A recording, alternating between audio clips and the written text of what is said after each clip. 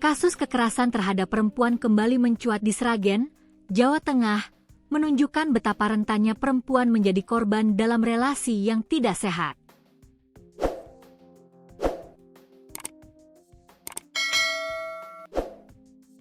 Relasi asmara yang dimulai dari media sosial seringkali membuka peluang manipulasi dan berujung pada kekerasan hingga pembunuhan.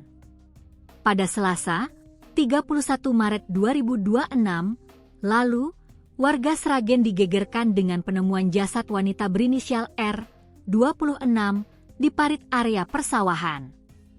Sepeda motor korban terparkir tak jauh dari lokasi penemuan jasad. Setelah dilakukan penyelidikan, terungkap R dibunuh kekasihnya, Supri alias Bebek, 36. Mereka berkenalan di media sosial Facebook dan sudah 3 tahun menjalin asmara. Padahal Supri sudah beristri, sementara korban berstatus janda. Kapolres Sragen, AKBP Dewiana Syamsu Indiasari, menjelaskan korban berasal dari Kabupaten Grobogan, Jawa Tengah dan tinggal di sebuah kos di Kelurahan Lorok, Kecamatan Sragen. Setelah melakukan pembunuhan, Supri mendatangi kos korban untuk mengambil barang berharga. Supri yang bekerja sebagai sopir mesin combine telah ditetapkan sebagai tersangka.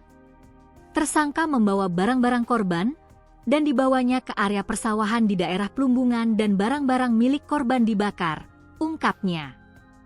Kasus pembunuhan terjadi pada Selasa, 31 Maret 2025, sekitar pukul 18.15 WIB saat keduanya berboncengan sepeda motor. Dalam perjalanan, antara korban dengan pelaku mengalami pertengkaran, jelasnya. Korban berpura-pura hamil 8 minggu dan menuntut Supri menikahinya. Bahwa dari fakta hasil penyidikan dengan melalui autopsi yang dilakukan oleh tim kedokteran forensik Bidokes Polda Jateng, korban tidak ditemukan tanda-tanda kehamilan, katanya. Supri kemudian mengarahkan sepeda motor ke pematang sawah dan berhenti di sana.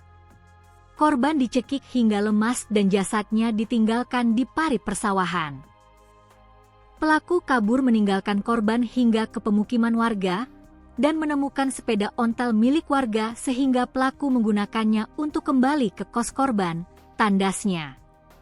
AKBP Dewiana meminta pemilik kos di Sragen untuk mengawasi gerak-gerik penghuninya agar kasus serupa tidak terjadi.